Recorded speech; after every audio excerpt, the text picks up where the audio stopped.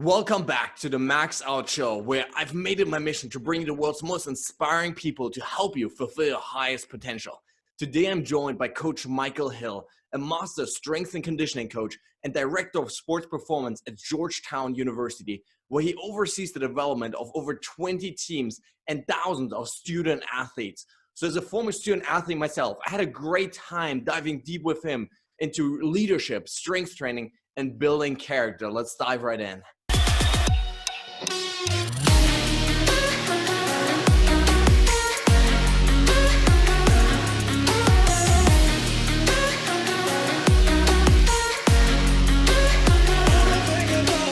To give you our listeners sort of an overview of what you've actually created, could you tell us a little bit about how you've really built that Georgetown athletic program almost from scratch?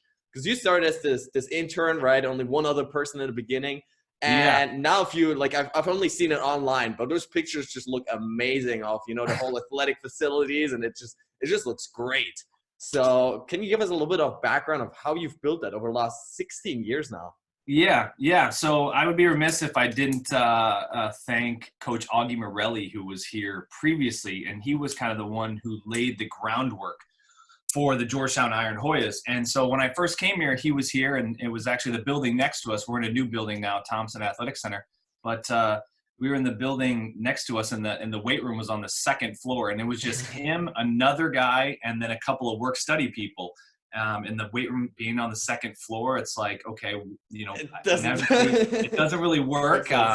But then we moved to a different location, which was in the rec center about a year into that. And that was kind of our home for the next 13 years. And so with that, Coach Morelli had himself, and it was just kind of a bunch of us, just volunteers. And so I guess I kind of was one of the first interns here.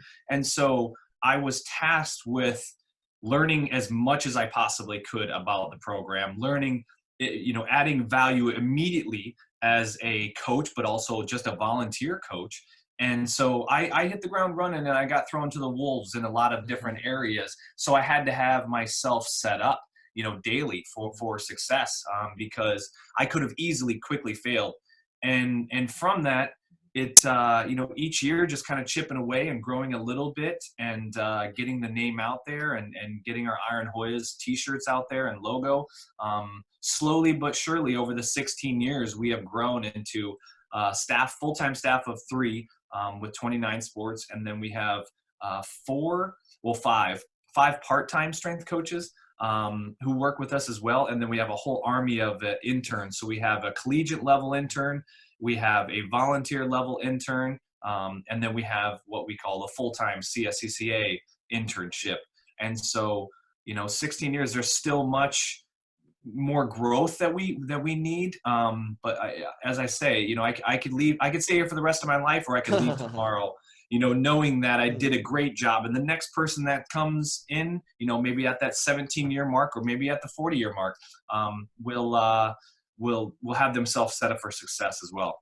Oh, for sure. Love that. So did you ever think you'd stay this long actually in the program, like when you first started out? Truthfully, I mean, I was a Georgetown basketball fan growing up. I don't know who wasn't, Coach Patrick Ewing being here, and just kind of the Georgetown Hoyas and Coach Thompson. And so I was a fan. So when I came here, I originally thought I wanted this job, but to be the head strength coach of Georgetown basketball. But I honestly thought I was only going to be here for 1 year. I thought I was going to do an internship for a year and then go on to do other things. It wasn't until I got here that I got serious and said, okay, this is my 5-year plan. Okay, this is my 10-year plan, and started writing down things and goals, and started attaining them. Like you said at the beginning, the master strength coach, that was a goal of mine that I wanted to get. And so, but to be truthfully honest, when I first got here, I really only thought I was going to stay for a year. So. Wow, that's so interesting. Now, you mentioned this idea before of setting yourself up every single day for success. Because, as a former student athlete myself, I know what it looks like, at least from the outside. If you come in like a bunch of 20 guys all at the same time, and they all need the same treatments, and they all need it's stressful, right? It's a hard job. Yeah. So how do you prepare for that, mentally in the beginning? I guess, it's a cycle. I guess the price of admission is obviously knowing the information, knowing your program, knowing yourself, being sure of yourself, and being confident. Because if you're not, your athletes or your students can definitely tell. And so that's kind of the price of admission. But in terms of setting yourself up for success, it's having that in your back pocket, but then looking to the future so you're not scrambling around with a lot of different things. That starts with literally the day before. So getting your mind right, writing your schedule, having everything hashed out, knowing what you're going to be doing, knowing if you have enough time in between, not double booking, prepping, allowing your time for some prep before a session starts. Right now I have, I'm lucky I just have one sport, so I just do men's basketball. But back in the day, I had multiple sports, and I had, we started at 6 a.m., 7, 8, 9, 10, 11, 12, all the way. So you had to have that set up. Otherwise, if you would get exposed very quickly.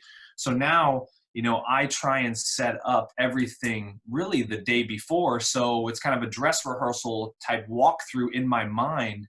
I've already written down the workout multiple times, written it down on the board, myself on the card, on the guys' cards. So when it comes to that time, I have that mental memory of all of their numbers, but also I've created the maximize the learning environment for them within the weight room. So I guess it's just keeping yourself disciplined, keeping yourself on a schedule, and getting a good night's rest the night before. And waking up early. Yeah, for sure. No, I mean, this discipline is setting up like the sort of the conditions for success the night before. I think that is so powerful, right? Because otherwise you're sort of thrown in there and like you don't know what to do in the moment. So I love this idea of like really setting yourself up like the day before, even really writing everything down, making it specific so that everybody sort of knows where like they fit in, right? Yes. And then also what you sort of alluded to was this importance of confidence, like especially when you're first starting out.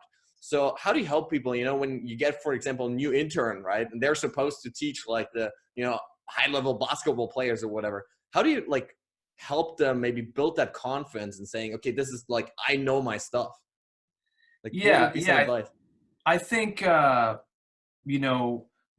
this was me too. This is me looking back and reflecting. When I came in, I thought I knew all the science. Hey, this is quoting this from this book, or this guy did this, or this, and you think you know it, but then it's like that comes down to the practical application of how it actually works, seeing how those wheels turn, seeing how the tread hits the rubber meets the road. And so, I think I see it's good. Like I said, it's the price of the admission to know all that information, but then the practicality of it and going through that, that's where I guess the internship, that's where the years of grinding through things until you become wise with that information. And so I guess I'm still kind of hitting the road. I don't think I'm kind of hard on myself. I don't think I'm that wise person quite yet within the field, but wow, coming from you. I mean, there's always so much to learn. There's always so much to do, I guess. And I'm constantly learning new things that give me the aha moment of why didn't I do this, or I should have started this earlier. And so, I have other people that I look up to that I have, held myself to certain standards, and I know I'm not there yet. So I can't turn around and look at myself. I still have to hold myself accountable for that.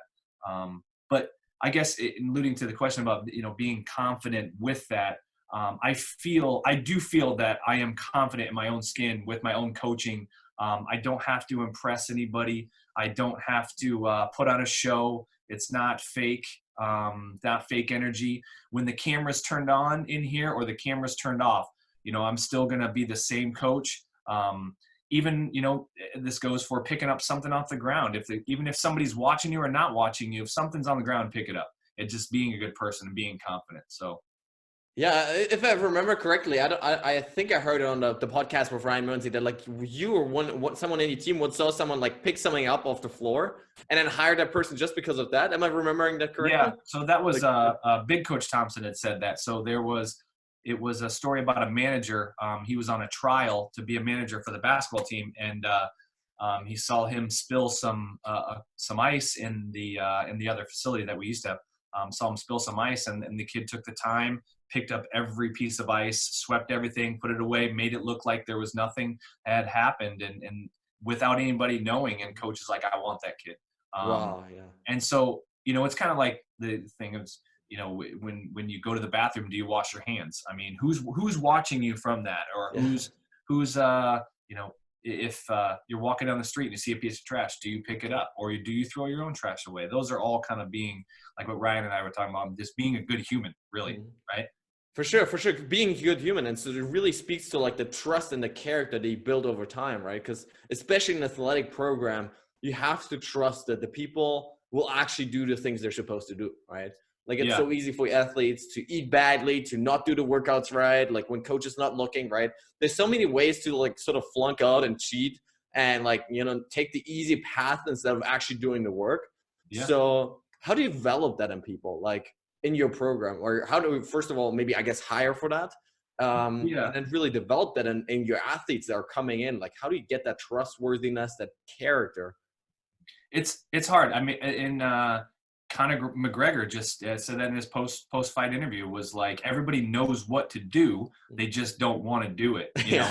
And so it's in that it's for me, I try and live and be a leader by being that example. So if they see me do it, hopefully they're more likely to see me or see themselves doing it within our program, within this 24-hour day, not just the 1 hour they're in here lifting weights. And so I guess it starts, how I build that, it starts with myself. Because if I didn't have that, definitely can't teach that, and they would see that. And that comes back to the confidence of being, comfortable in your own skin, and me leading by example.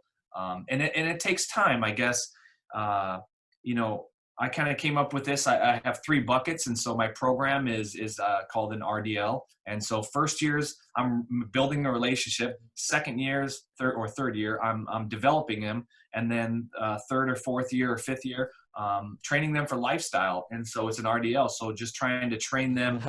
That's kind of my program to take them through the 4 years that I have with the athletes here at Georgetown. And so I would like to think all the coaches here do that, building the relationships, developing them, and then training them to leave. And so it just, I guess, cliche, it takes time. It takes time. It takes trust. It takes you being honest with them, honest with yourself, and not being fake. And in terms of hiring for character, we get a lot of resumes. We get a lot of interns. We get a lot of people. If we have a job open, I may get flooded with hundreds of resumes, calls and phone calls. People saying this person's worth it, or this, you need to hire this person. But it comes down to us speaking, meeting, and then, after a couple of days of your character exposing itself, because that's not something that you can read, off a piece of paper, off a resume as your character.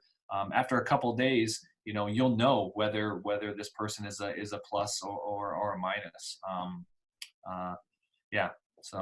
So what do you look for in people? Like, is there a certain set of sort of characteristics and mental traits that you sort of have a checklist and it's like that's and that and that, or is it more like a feeling of like this person just feels like a good person?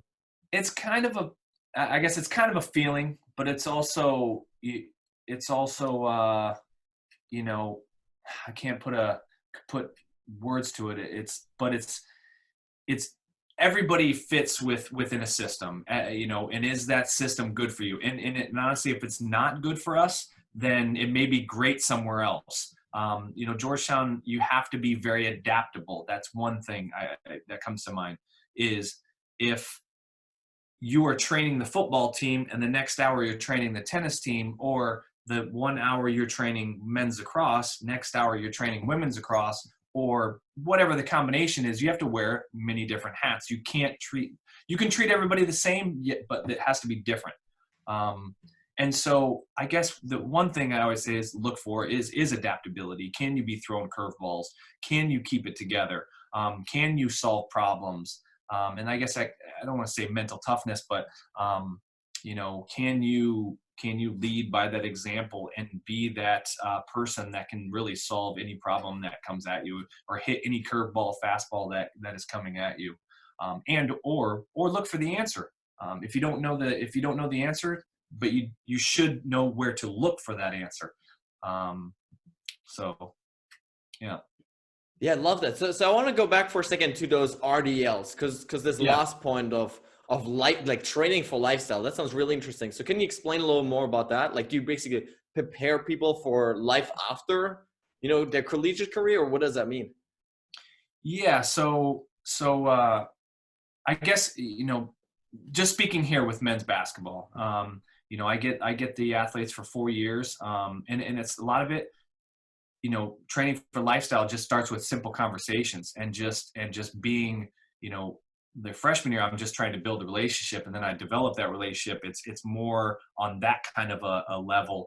It's not in terms of specific programs. I do try and teach them as much as I possibly can so they can train themselves. And by year two, really by year one, but by year 2 and 3, you should know how to walk into a gym and this is Mike Hill's workout, and I should be able to do this, and put things in different buckets and make your own workout.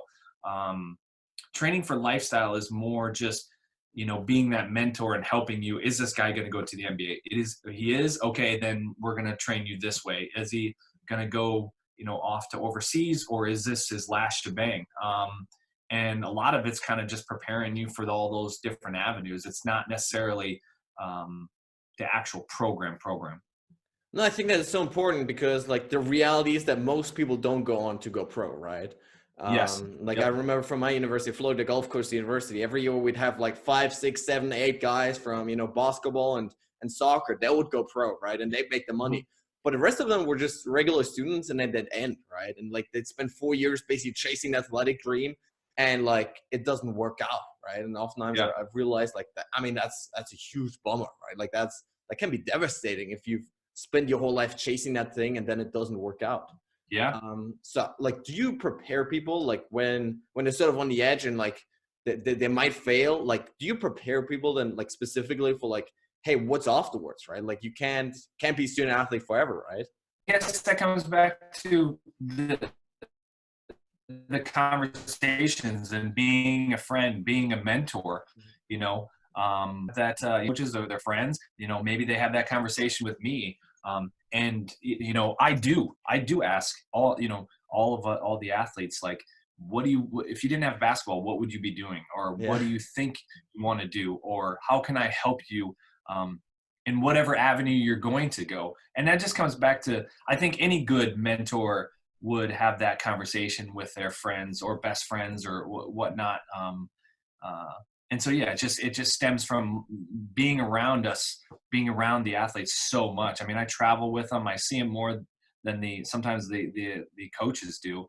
And so you're around them a lot. So you get to have those conversations and free flowing and yeah. Yeah, the thing I loved about university, like running in the US, was like it's like you almost have these like father figures, right? Like you have this like build this family, this tribe around you, right? Because you just see people like all day for like 4 or 5 hours a day, right? And over time, you like you say, like you're able to build that connection that just goes a lot deeper than just like coach athlete. Like it's there's more in common than that, because you sort of go through the sweat and the blood like together, right? As a unity.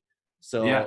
I feel like that really allows you to then open up over time and be like, hey, this is my real self, right? Like, Yeah. no. Yep.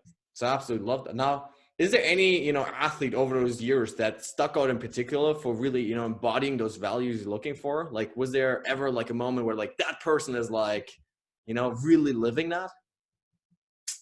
Yeah. I mean, I guess not singling Or I anybody guess out. there's not, but I guess there's a bunch, yeah. I don't want to leave anybody out. Yeah. I guess, when I first came here, Coach, like I said, Coach Morelli, he was the head, but and we were very good at basketball then. In 2004, Coach Thompson took over. We went to the Final Four in 2007, and so we had a good team. But I worked pretty much one-on-one with one guy who comes to mind, and that's Roy Hibbert. He played for the Indiana Pacers for a while. He played for the Hornets and then the Lakers. Yeah, we developed a good relationship at the beginning, and then we developed him as a player. And then when he went on to the NBA for lifestyle, he would still come back and he would train. And so Wow. that's one that comes to mind. And there's multiple, I guess. But he's now still loves to train and took up jujitsu and still trains every day. And so he works now for the Philadelphia 76ers as a player development coach. So yeah, but there's lots of examples. I could say over that 16-year period, For and sure. non-basketball players too. I still keep in contact with a lot of former players, and they come back and hang out, and yeah, those are the things. When you ask me one of the questions, what brings me personally the most happiness. That's one of the things in my job it's hard to quantify that, because that brings you joy when somebody recognizes that they go on to be successful, and or they come back and they thank you for the time spent. And so that that brings me joy, brings me happiness, even though it's not quantifiable, but every day those little things matter. No, for sure. I think that's such an important thing, and also key aspects of all great leaders, right? Is like they want to develop like other people, right? They want other people to thrive, other people to do well, and they get excited about that. So I think that's really so critical. And actually, you inspired me to reach out again to my former. He was like my student athlete advisor, right? But like we had a great connection. He was just a super like amazing guy that would just inspire everyone else, and I just. Like while researching you, I was like, oh my gosh, that was this guy. And like, I haven't talked to him in years, but like he was such a great guy, and I just want to thank him. So shout out to Brian, by the way, right here. There you go. But it's really like there's these connections that you form, and like the sort of role models that you find. Now you alluded before, like before we're on camera, you talked about wanting to learn like anything you can get your hands on, right? Whether it's books or podcasts. By the way, your Instagram has lots of great books. Lots of them I read. Love it. So what are some of the most important things that you think you've learned over time from, studying books, studying podcasts? That's a big question. Yes.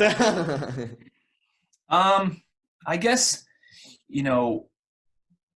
learning, you can learn anything, I guess, from anything. And that sounds crazy to say, but taking, for example, in reading a lot of those books, I went to a phase where I was reading a lot of quantum mechanics. That can be somehow related to what we are doing here as a job.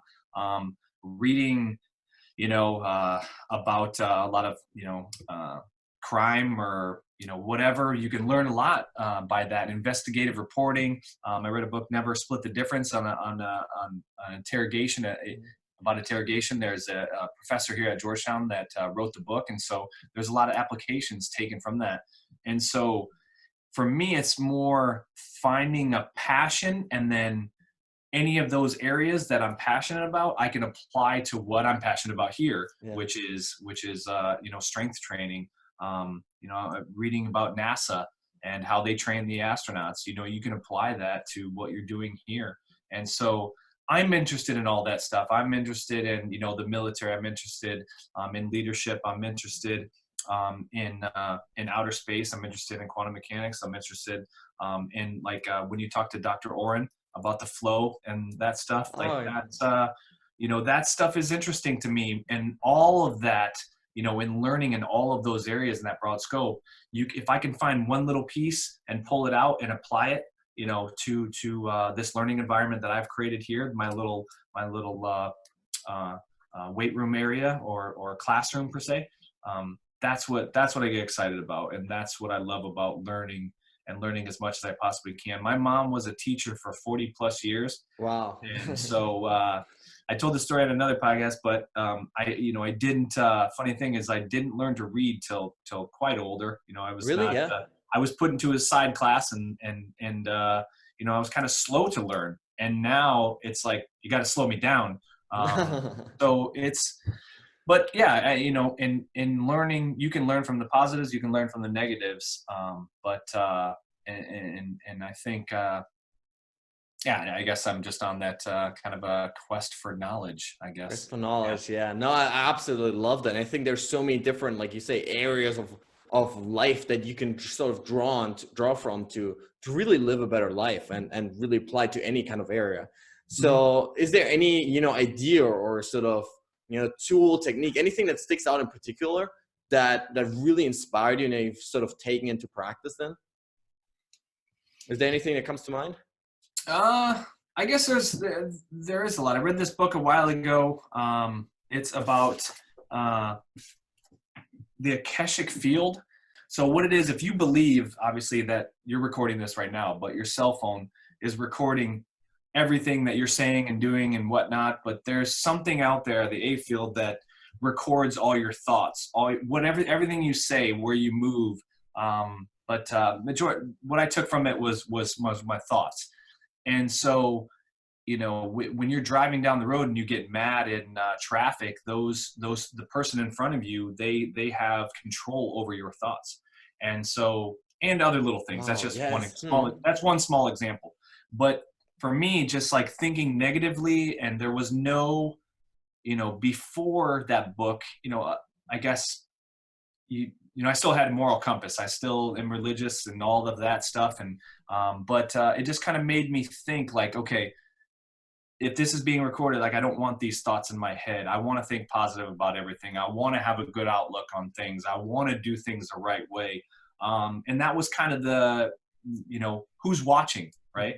Who's watching right now? Is there cameras right now? But if I was in the middle of nowhere, who's listening to my thoughts? And, whether you believe in whatever religion, God, whoever it is, for me, I just wanted my thoughts and my actions to resonate with what I wanted. Like the name of your podcast, mental mastery. That's kind of my mental mastery. Is I've kind of now, if I have a bad thought or am I thinking bad things, I kind of correct myself on that. And so that's one big thing that I've I guess tried to live really.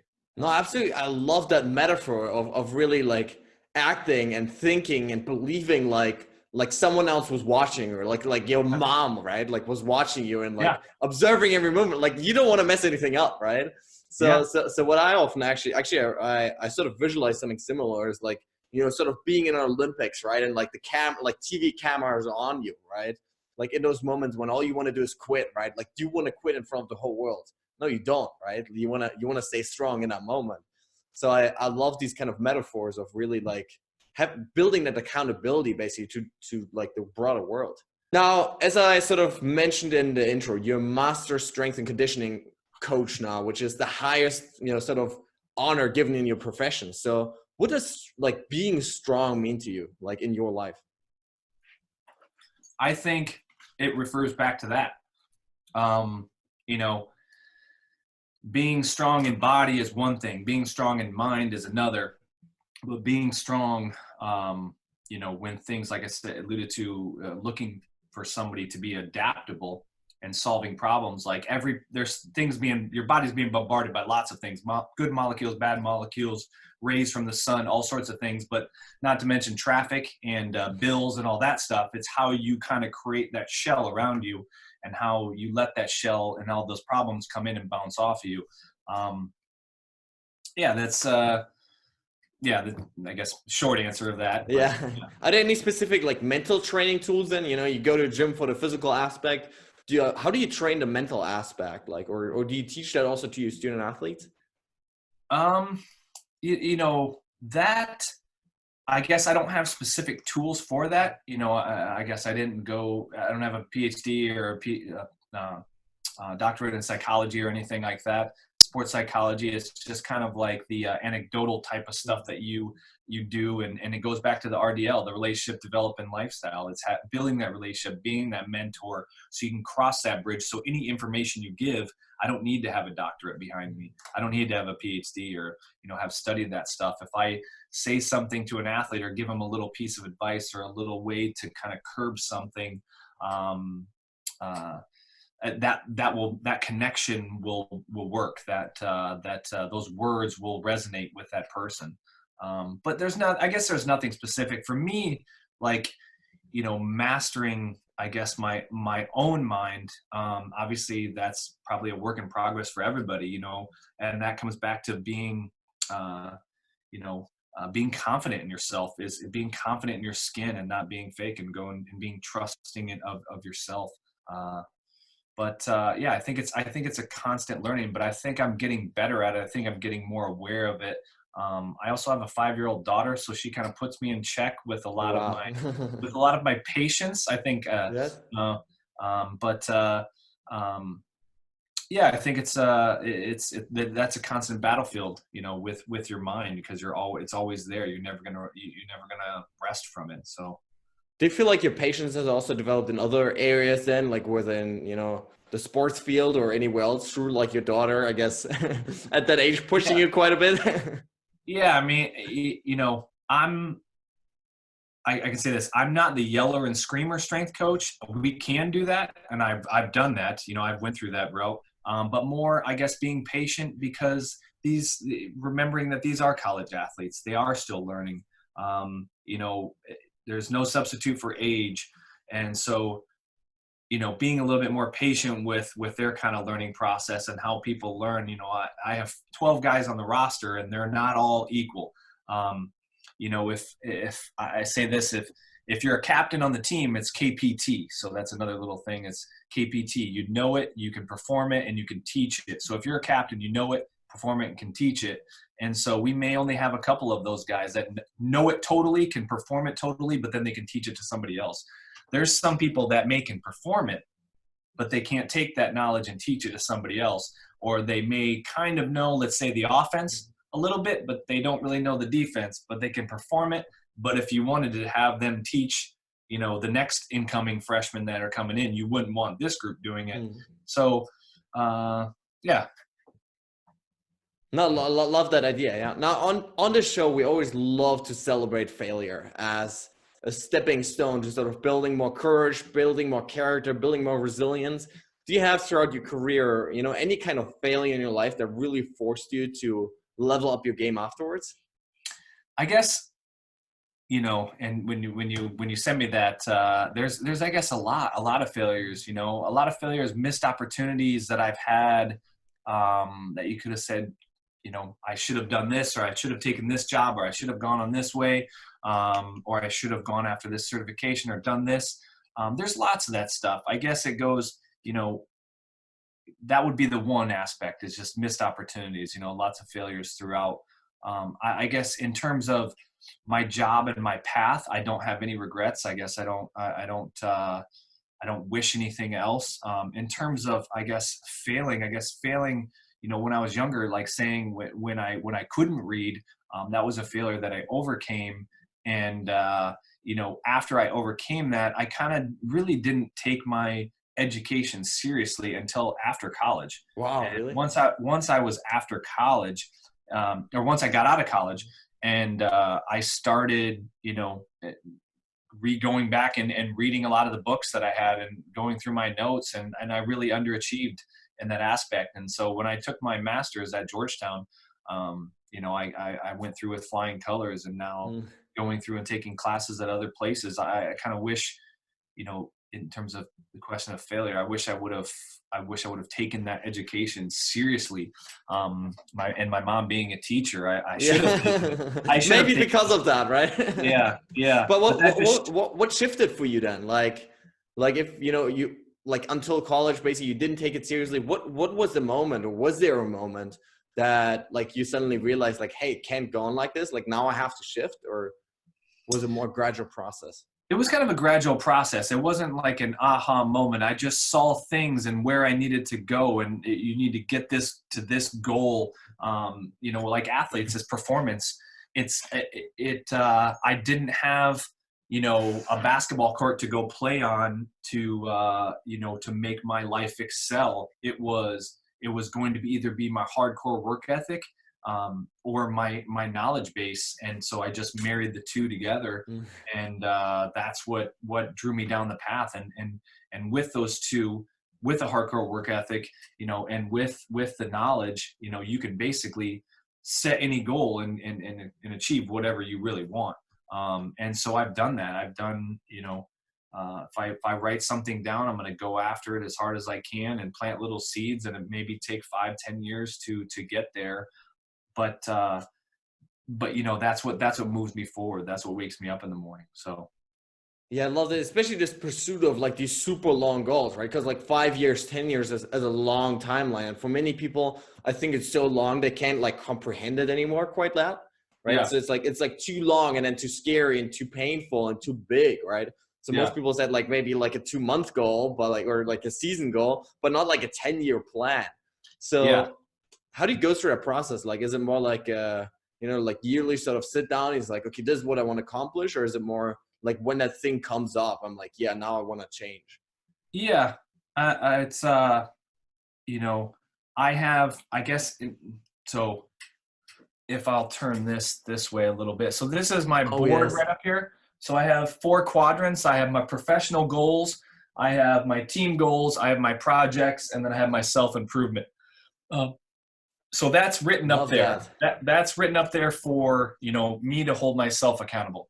I also have my little book in here, which is my kind of my daily journal, Assassin's Creed. But my little daily journal that I can kind of push myself and work towards with that. Inside my wallet in my backpack, I have my goals, my actual goals, and kind of my private ones that are not necessarily put up on that board in there, and I carry it around with me everywhere. So I'm kind of, and I have some I guess I have some lofty ones. I do have written down, I can say this, that I've wanted to achieve a PhD in something. So I do have that doctor on me. Love that. Yeah. But also, writing a book. I've also kicked around the idea of writing a bunch of different books. And so those are just kind of lofty goals. And those are just 2. The other ones that I have are kind of more, I shouldn't say they're private, but it's not throwing it out there. I would like to keep them in close to my chest, close to the vest. For sure. And, but some other things up there, professional goals or collaborative things like, who I would like to speak to, or, phone calls I would like to make, podcasts I would like to do. And so like Ryan's podcast was one of those. Once I met him, he had mentioned, we should have you on. And so that's a goal, and I wrote it down, and then slowly but surely, then one day I was on his podcast. So I got to cross that off of my list. So I think everybody's a little bit different with that type of stuff. I do believe in the power of writing things down so you can check mark it off, kind of Jim Rohn type stuff, writing off your goals and setting your goals so you can cross it off. And, I have a pen in my hand, a little G2 pen, and I carry sticky notes in my pocket wherever I go. And so if I have a little aha moment, or I see something or think of something that may not even apply to that time frame or that time in space, I just write it down and put it on a little sticky note, and then, set it in my office later on. And then when that time comes, I can take it off, and apply that to whatever I have to do. Or if it's done, I'll rip it out, throw it away, and on to the next one. And so it's kind of like quantum mechanics and the universe manifesting itself and writing it down and then figuring it out. And then it's actually happening, and then it's done with and over with, and I can set it aside. That's just kind of I totally love that process of like really being deliberate about your life, because that's really what it's about, right? It's about like you deciding how you want to live your life rather than circumstances sort of dictating how you're going to live. So I'm super curious, like the goals you have on the board in your office, is that sort of like it's actually publicly available, so like anyone can technically sort of look at it and like hold you accountable? Or yeah, I mean, I guess sitting in here in my office, if I like one of my goals is I want to get the certification of the NSCA, the National Strength and Conditioning Coaches, or the National Strength and Conditioning Association. I want to get their tactical certification. And so I put it up there. I ordered their book. And so, each day starting to read a chapter and take notes. And so it's up on the board. Yeah. Anybody who comes in my office, I don't post it on Instagram or anything like that. Because sometimes I write something on the board, something will happen. And then, maybe I can't do it. Just like there was a class that I wanted to teach, and it kind of fell through, but actually I took that class, I handed it off to one of my good friends, and he's going to take it, and he's going to roll with it. So at least, I did my part for that. And so that was one of the things that I crossed off on my professional goals. But I know it's going to get done. And the person that asked me to do that got a great coach and a great teacher to help push that forward. So in a sense, I did affect it. So no, and that's an important point, right? Like oftentimes you set a goal and like over time it will change, right? Because in the beginning you just don't know enough to really like know what it's going to look like in the future. But over like weeks or months or years, things can change, right? And we're able then to change directions if it's necessary. yeah, So definitely important point. Yeah. yeah. Now you mentioned it, the question before already. What brings you the most happiness? So we got sort of one aspect, which is serving other people, raising other people, lifting them up, right? What else Yeah. personally just makes you happy? I guess there's, daily, there's a lot of things. Obviously, I have my wife, my daughter, my family, I guess is making, I guess, like I said, alluded to my mom being a teacher, but my dad as well is making, making them happy. Like when we play a game here at Georgetown, every game, win or lose, they still call and they say, hey, we saw you on TV, Yeah. we're proud of you, whatever. Guys didn't play so well, or guys did play a great win, whatnot. I guess having them share in my small successes, and being a part of my life as well. And my sister, who still lives with him in Iowa, having her share into that. That's kind of all that family togetherness and having them share. I guess that's what truly makes me happy. Yeah, I mean, at the end of the day, that's really all that matters, right? It's like the people around us, and that's what I realized over and over again here on the show. Now, before I ask my final question, where can listeners connect with you online? What's your favorite, social media platforms, ways to reach out for people? Yeah, so I'm on, I guess, you can go on GU Hoyas, and if my email is on there. It's mdh42@georgetown.edu. But email me. May take me a while to get back, but that's one of the things. Anybody who's interested in talking or speaking with me or asking a question, like I was that person as well, who emailed a ton of people and got a lot of no's, but the people who said yes, I still remember that. So I try and take time and respond, but it may take me a little while to respond. Even if I don't have the answer, I'll try and help you out in any way I can. But that's kind of one, I guess, just my email. My Instagram is @license_2_Hill. And then my Twitter is just kind of a following, just so I can get some news. I don't really put much content on there, but that's same thing, @license_TO_Hill. So, Perfect. Gonna link to that. Thank you. yeah. Now, my final question: what is your own quest for greatness? So, what's that big vision that you want to bring into this world, and how can our listeners, if they love this interview, how can they support you on that quest? I guess, I mean, that's the life question, I guess. Yes. What is your purpose? What are you trying to do? In preparing for that, it's kind of preparing for that question. It made me reflect on, do I know right now what I'm trying to do?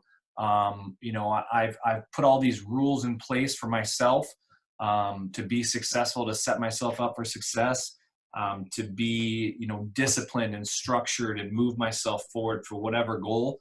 And what, one of my mentors and good friends, Chief Daniel Luna, had said before was, serving, like being a good person to serve.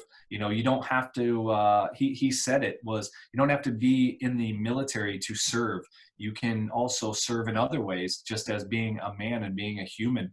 And so I think that really resonated with me when he said that. I think that's what everybody is trying to do. I think they're trying to just serve in a positive, whether, you are making an impact knowingly or unknowingly, is just to serve in a positive way wherever I am in space time, here on Earth or here on Orion or wherever we are. To serve in a positive way. All right, guys, that's it for today. I really hope you enjoyed this episode. I hope you gained some valuable ideas, tips, tools, tricks, mindsets, belief systems that will hopefully inspire you to take your life to the next level. At the end of the day, guys, it's all about application.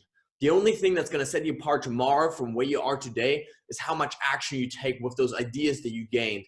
And so I really want to challenge you at this point to, not just listen to this passively, to not just consume this, passively, just thinking about other things, but to really take those lessons, take those ideas that you just gained and start applying them to your lives, to really start taking action and sprinting towards those goals and those dreams that you have in your life. Now, guys, at this point, I want to ask you for a huge favor. If you enjoyed this episode, please consider heading over to iTunes and leaving a review, as that helps me really grow the show and reach more people, impact even more people around the world.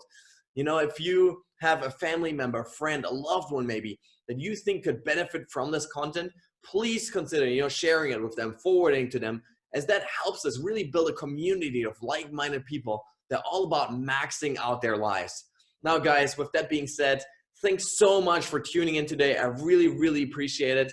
Stay strong and see you tomorrow.